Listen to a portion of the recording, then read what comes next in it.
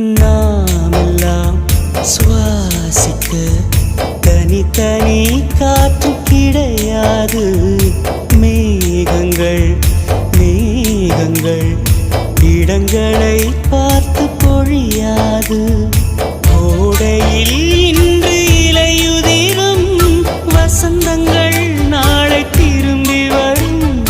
வசந்தங்கள் மீண்டும் வந்து விட்டால் குயில்களின் பாட்டு காற்றில் வரும்.